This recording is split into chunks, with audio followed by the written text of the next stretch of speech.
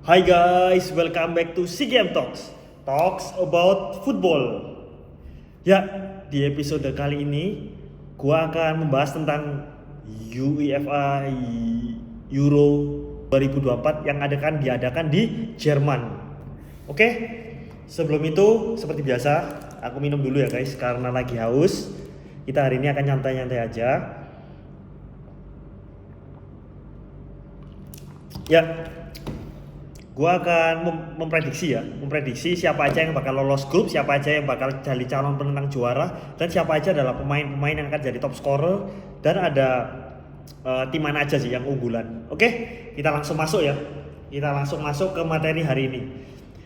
Kita masuk ke grup A ya. Jadi grup A itu ada tim jersey yang aku pakai, Jerman tentunya. Ini adalah Jerman jersey yang pada saat mengajar Brasil 2014 7-0 kalau nggak salah, dan dia juara World Cup ya dengan mengalahkan Argentina 2014. Oke, kita masuk ke grup A.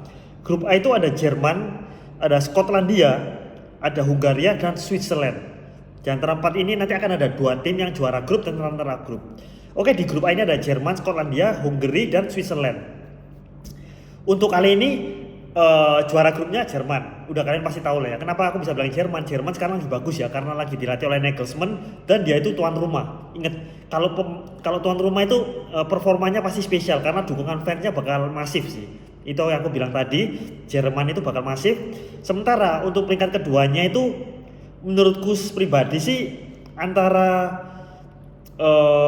bisa dibilang Jerman ini 70% bakal juara grup, Hungary atau Switzerland sih kayaknya. Kalau Scotland aku merasa kurang ya. Aku nggak tahu ya. Tapi ingat bola itu bundar.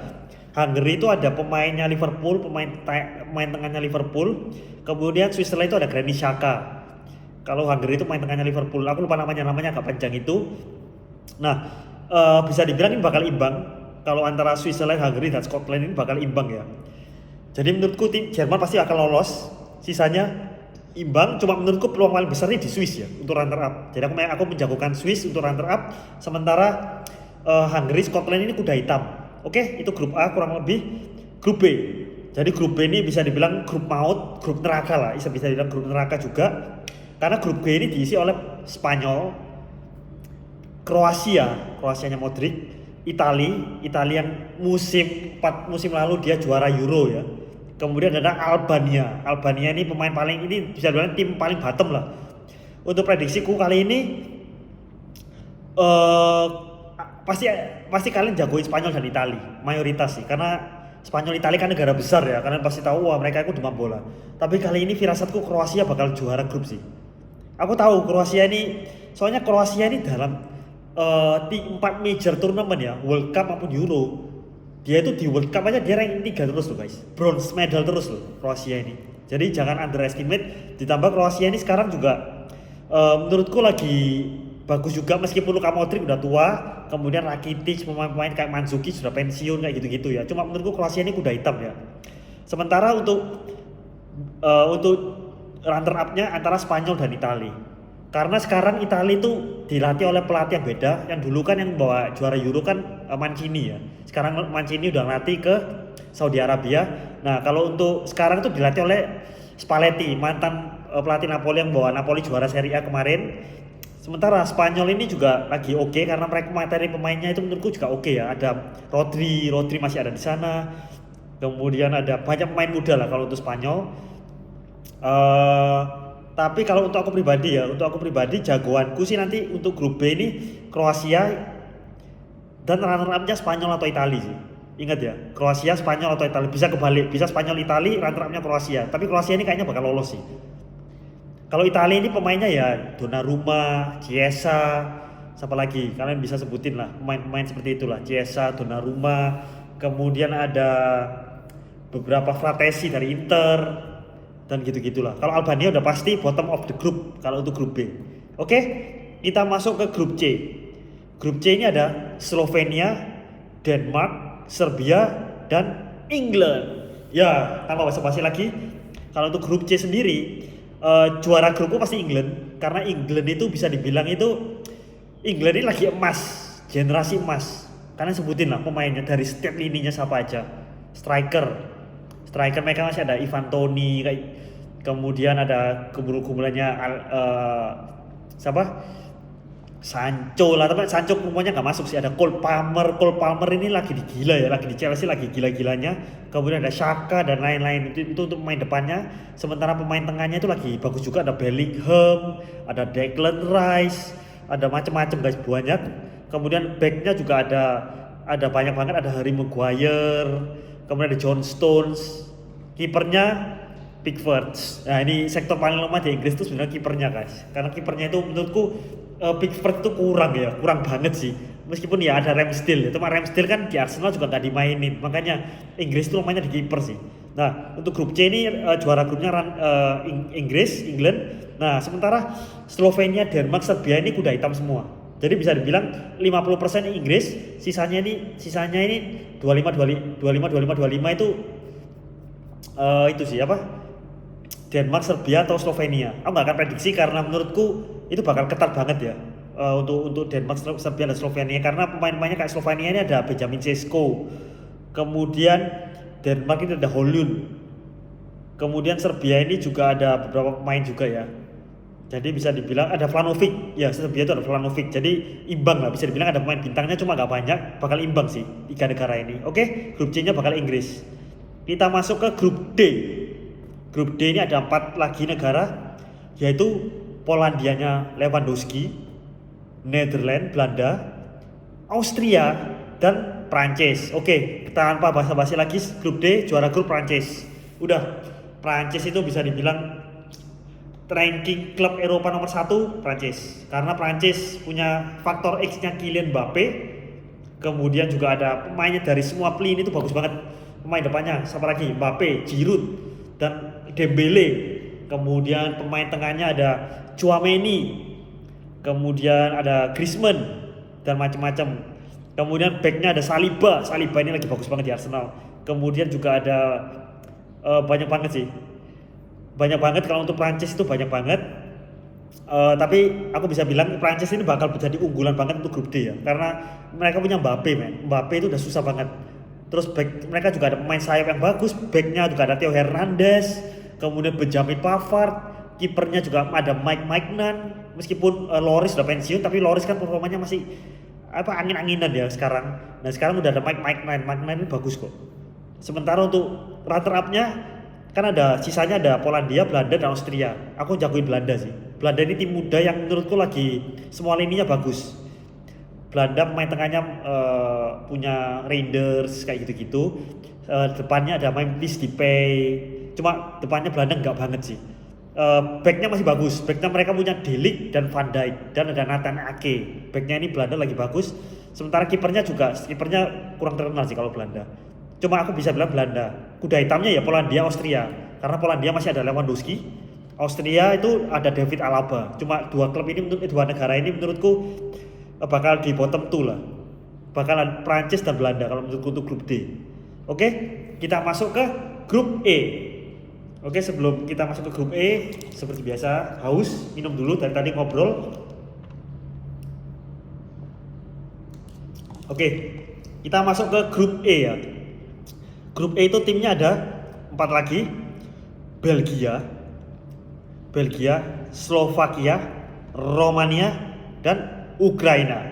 Oke, juara grup Belgia udah pasti Belgia, karena Belgia meskipun generasi emasnya udah lewat, seperti Eden Hazard sudah pensiun, beberapa pemain udah uzur, tapi Belgia tetap punya pemain berkualitas. Kipernya ada Courtois, strikernya ada Lukaku, kemudian ada pemain tengahnya masih ada KDB, Kevin De Bruyne, kemudian backnya udah kurang kelihatan ya kalau untuk Belgia. Cuma Belgia meskipun itu masih di atas Slovakia, Rumania, dan Ukraina. Oke, kalau untuk runner up-nya mungkin antara Slovakia atau Ukraina sih. Romania aku nggak seberapa yakin ya negaranya bagus untuk di sepak bolanya. Jadi menurutku grup E ini Belgia bakal juara grup, runner up-nya Slovakia atau Ukraina. Oke, itu bakal imbang. Cuma Romania bakal kuda hitam sih. Kita masuk ke grup F. Nah, jadi grup F ini juga menarik karena grup F ini isinya ada Turki, Georgia, Portugal, dan Republik Ceko atau Czech Republic. Nah, kalau di grup F ini yang juara pasti Portugal, karena Portugal ini bisa disenandingin dengan Prancis dan Inggris. Materi pemainnya bagus banget. Mulai dari depan ada Cristiano Ronaldo, CR7, meskipun tua-tua keladi, tapi performanya lagi bagus banget. Striker dia masih cetak gol di Liga Arab. Kemudian juga ada Leao, Bernardo Silva di lini tengah. Kemudian ada Bruno Fernandes dan masih banyak lagi guys. Kemudian di backnya juga masih ada Joao Cancelo. Kemudian depannya juga ada Joao Felix dan banyak sih. Masih banyak sih kalau untuk Portugal. Untuk lininya kipernya ada kipernya dari Roma itu. Nah, jadi juara grupnya pasti Portugal. Nah, juara duanya ini Georgia udah pasti bottom of the group ya. Karena aku nggak lihat bottom grup F Georgia ini bakal mengancam Turki dan Republik Ceko. Cuma kalau untuk grup F ini nomor 2 aku Turki sih. Karena Turki ini pemain mudanya lagi bagus ya. Kalian tahu kan Turki kan ada pemain pengkhianatnya AC Milan, Hakan Çalhanoğlu. Kemudian ada pemain mudanya lagi bagus, ada 2 pemain muda yang bagus. Yang pertama dari Real Madrid namanya Arda Güler, itu lagi bagus banget performanya. Kemudian yang satunya lagi itu pemain Juve, aku lupa namanya, tapi dia itu pemain Turki juga, itu juga bagus ya. Sementara Czech Republic ini ketiga lah. Jadi untuk grup F, juara grupku Portugal dan Turki. Oke, kita recap lagi siapa aja yang akan lolos. Grup A yang akan lolos adalah Jerman, unggulan kedua aku Swiss. Ke grup B yang bakal lolos adalah Kroasia, unggulan kedua aku antara Spanyol dan Italia. Meskipun bisa kebalik ya, Spanyol, Italia dan Kroasia itu bakal grup B sih. Grup C yang akan lolos adalah Inggris, kemudian Slovenia, Denmark, Serbia berebut untuk runner up grup. Grup D ada yang bakal lolos adalah 2 tim, Prancis dan Belanda. Prancis juara grup, Belanda runner up. Grup E ada Belgia yang akan lolos. Kemudian runner up-nya antara Slovakia atau Ukraina. Grup F juara grupnya adalah Portugal, runner up-nya antara Turki dan Republik Ceko. Jadi Ceko kuda hitam ya. Oke, itu prediksiku untuk babak group stage. Oke, kita langsung masuk ke calon-calon tim mana aja yang juara. Unggulanku pribadi bakal ada 4-5 tim sih unggulanku. Tapi kalau secara general unggulanku adalah ada 2 tim ya. Kalau untuk kita lihat materi pemainnya, itu sebenarnya ada 3 tim yang terkuat. Aku gak akan nurutin ya, yang mana bukan berarti aku sebutin paling kuat ya. Cuma aku bakalan 3 tim aku menurutku pribadi, analisisku dia itu paling kuat, yaitu Prancis finalis musim lalu di mana mereka Mbappe hat-trick di final lawan Argentina 3-3 meskipun kalah adu penalti. Ini gila banget Prancis. Dan 2018 mereka juara Piala Dunia. Meskipun Prancis itu kalau di Euro itu performanya nggak sebagus di World Cup ya. Itu adalah penyakitnya Prancis, gak tahu kenapa. Tapi Prancis materi pemainnya lagi gila-gila. Kemudian untuk negara kedua itu ada Portugal. Portugal masih punya Cristiano Ronaldo. Ini adalah last dance atau pertandingan atau turnamen terakhirnya Cristiano. Jadi pemainnya bakal all out. Materi pemainnya masih bagus. Ada siapa, Bernardo Silva. Kemudian ada Ruben Dias, backnya City. Banyak main City yang main di sana. Kemudian ada Leao dan lain-lain. Ini Portugal ini bisa dibilang bagus banget juga untuk tahun ini. Dan yang negara ketiga itu adalah Inggris. Inggris ini meskipun DNA juaranya lagi nggak pernah lihat negara Inggris juara ya, udah lama banget ya, udah tahun 66 kalau sepak bola baru didirikan ya baru Inggris juara. Nah, Inggris ini performanya dia itu finalis musim Euro terakhir lawan Italia kalah adu penalti, tapi materi pemainnya masih bagus ya. Jadi ada beberapa pemain kalian tahu sendiri, Jude Bellingham lagi on form, John Stones, kemudian ada Cole Palmer itu lagi on form semua di klub-klubnya masing-masing ya. Jadi untuk kurang lebih 3 negara itu terkuat. Tapi aku bakal masukin 2 negara yang berupa kejutan. Jadi 2 negara yang kejutan ini yang aku masukin adalah tim tuan rumah yang aku pakai sekarang adalah Jerman. Kenapa aku bilang Jerman? Meskipun Jerman pemateri pemainnya tidak termasuk 3 terbaik yang tadi aku sebutin negara itu, tapi Jerman adalah tim tuan rumah. Ingat ya, tim tuan rumah itu pasti all out karena dia dukungan fansnya masif. Kedua, dia punya Nagelsmann. Nagelsmann ini adalah pelatih Jerman yang sangat-sangat jenius. Nagelsmann, Toni Kroos pensiun ya. Ingat Euro 2024 ini adalah ajang terakhir. Setelah itu Toni Kroos pensiun dari sepak bola. Juara Piala Dunia 2014 yaitu Manuel Neuer, Thomas Müller, dua pemain itu dan masih banyak lagi ya. Diisi dengan main-main muda seperti Musiala, Leroy Sané, dan beberapa pemain lainnya. Oke. Jerman itu tadi. Sementara untuk tim kuda hitamnya ada 2 lagi, yaitu Kroasia. Kroasia kenapa aku bicara kuda hitam? Karena Kroasia ini performanya mesti kadang-kadang itu mengejutkan ya.